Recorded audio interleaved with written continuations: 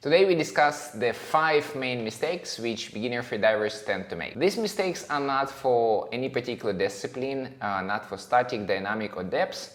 It's more like a general mistakes. And mistake number 1 is not doing the freediving course. First, a disclaimer. Of course, it's possible to learn freediving without doing official freediving course. Nowadays, there is a lot of information available online. There is a different freediving groups in a Facebook, in a Reddit, where you can ask the question and receive pretty correct answers. Also, a lot of freediving instructors now have their own blogs or maybe YouTube channels. One example is this YouTube channel where I'm putting the same information you typically learn on the freediving course. The problem with learning freediving by yourself, just like taking information online, is that there is a big chances that you can misunderstand something, and maybe you can understand something completely wrong, and since you don't have direct feedback, you don't have a freediving professional who can immediately correct you, then you can actually learn the wrong way how to do freediving. And also, when you're learning by yourself, the chance that your progression is going to be much more slower and less safe is quite high. So for example, I can give you my example. When I just started practicing freediving, it was many years ago, I was actually doing spearfishing, and since especially back to those days, there was no online information, at least not that much as it now, and I was kind of trying to figure out everything by myself, and I was able within a few months reach like 7-8 meter deep depths, and I was pretty proud of myself. I was like, wow, I can dive on a single breath so deep. And then when I moved to Qatar and I saw like freediving school, and they was on their website, they were saying we're going to teach you how to safely dive on a single breath, like somewhere between 10 and 20 meters. And I was thinking, it's impossible. It's impossible to learn how to freedive just in 2 days, because I practiced many months and I'm diving 6, 7, 8 meters.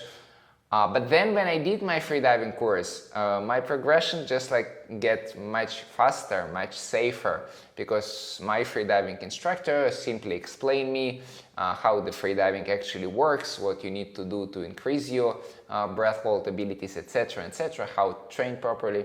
So this is why on my example, I would guarantee that my progression get much faster and safer after I done my freediving course. Mistake number 2 is fast progression. So why it happens? Let's say you never done freediving before, then you sign up for the freediving course, and then before you have a, let's say, 0 static apnea time, and now you have a 2 minutes. So your progression went from 0 to 2 minutes, and you're thinking, okay, if I'm going to keep training, then in a few days I'm going to hold my breath for 3 minutes, and then in a few days it's going to be 4 minutes, 5, 6, 7, etc., etc.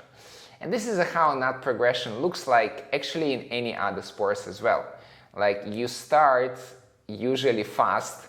If you've never done it before, then of course, like, even if you're going to hold your breath for 1 minute on your first course, it's going to be huge progression. But then your progression is going to slow down. So if after finishing freediving course, you're expecting that your progression is going to continuously, like your breath hold time is going to continuously rise like 1 minute each week, then you are wrong. Don't expect such fast progression. Expect that progression is going to slow down significantly, and this is absolutely normal. The more you're going to practice freediving, the more you're going to progress, and the more you're going to come to your physiological limits, to your hypoxic limits, etc., etc. And this is why the progression will take much longer time. And mistake number 3 is kind of connected with the mistake number 2. It is when freediver focusing too much on the numbers and not enough working on the technique. So again, this is what I typically see from freedivers who finish their first and second level, and then let's say they come to our school to practice freediving, and they just have a goal, like some random number. Okay, I want to hold my breath for 5 minutes by the end of the month, or I want to swim 100 meters dynamic by the end of the week. Some kind of these goals, and usually these goals just a pure number. Maybe it is a depth of 35 meters. Why these exact numbers? No one actually can explain. Sometimes it is because their friend have this number. Oh, I don't know, maybe this number sounds good. So at least in our school we do a different way. So we try to find which aspects of freediving training we can improve, and then by improving freedivers' technique, we're gonna improve results as well, right? So let's say, for example, you are planning to improve your dynamic apnea. Okay, then we're gonna focus on your buoyancy, on your streamlining position. We're gonna focusing on how to improve your turning. We're gonna focus how to improve your kicking, etc., etc. We're also, of course, going to spend time to your body adaptation to this like high CO2 or low oxygen or higher lactate, and then this, as a result, going to allow you in a future have a bigger results, bigger number. So same, for example, with the depths. Instead of just thinking, okay, I just need to dive to 35 meters in a week.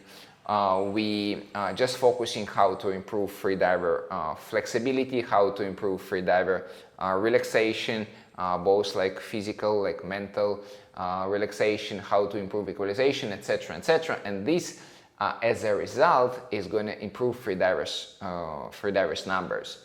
So this is why, again, the bottom line, don't be focused on the numbers, become obsessed with your technique instead, right? So try to find out how to improve your technique regardless of what freediving disciplines we are talking. Are we talking about static, dynamic, or depths? Find out how you can further improve your technique, and also how to improve your body adaptation, and then the results are going to follow as well. And if you like the video so far, don't forget to click the like button, and if you haven't subscribed to my channel yet, now it's perfect time to do it. Mistake number 4 is focusing too much on the equipment. And this is not actually the mistake, right? Nothing wrong to have the best freediving equipment, even if you're complete beginners. If the money is not the issue for you, if you have enough money from day one to buy the best freediving wetsuit and best freediving carbon fins, and the best freediving mask, etc., etc., then for sure do it. No problem at all.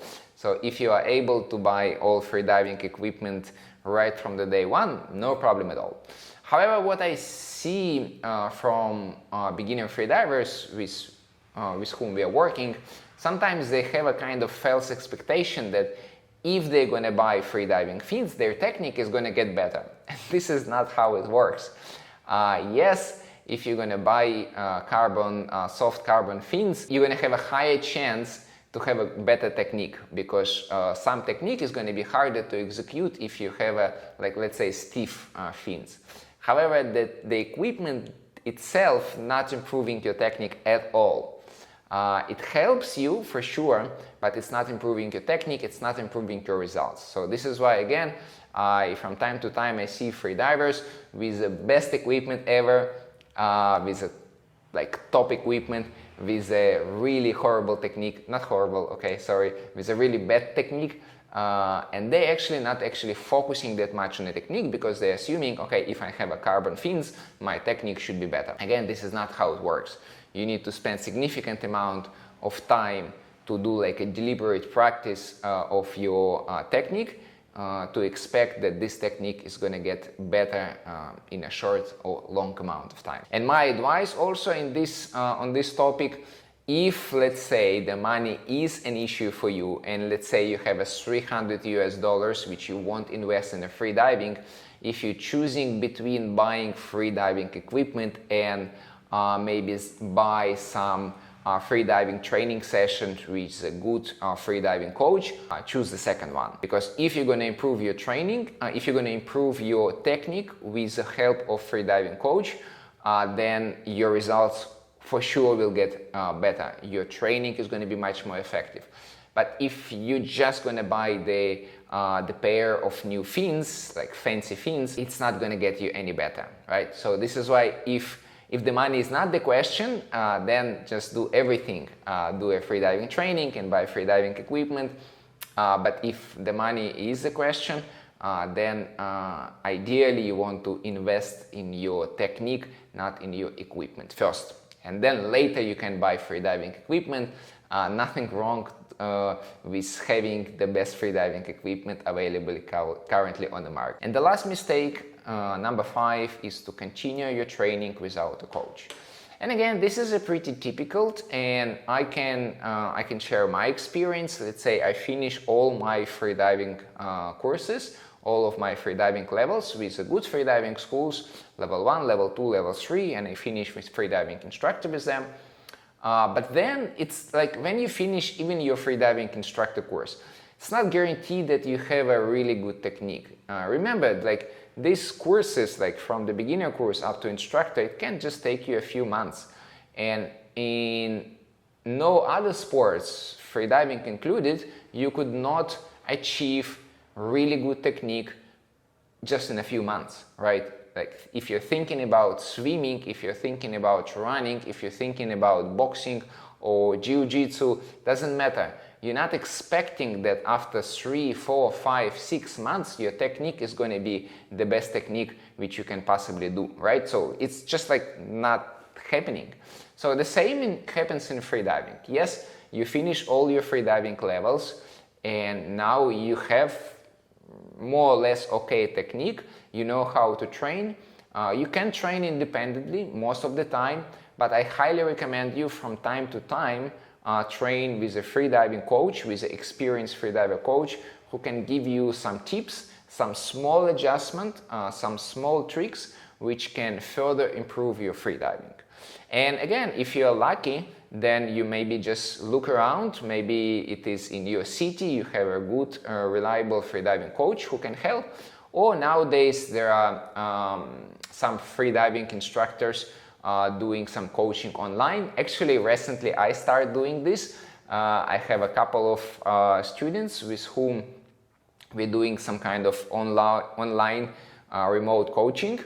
So by the way, if you're interested to do the same, let me know in the comments. We're going to find a way how to do it with you as well. But of course, it doesn't have to be me. Any experienced freediving instructor, freediving coach can help you a lot to further improve your technique, to further improve your results. So this is my advice. Yes, for sure, you can train independently with your freediving partner, with your freediving buddy most of the time.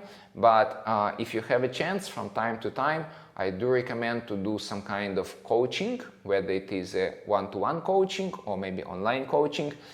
This is going to help you a lot. And for example, one of the crucial questions in freediving, in depth freediving, is a freediving equalization.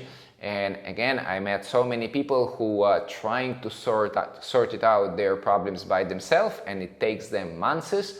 But then they find a good freediving coach and learn, let's say, frenzy equalization just in a few days or maybe in a few weeks. And by the way, if you want to learn how to do frenzy equalization, you can check out this video. And if you haven't subscribed to my channel yet, click here.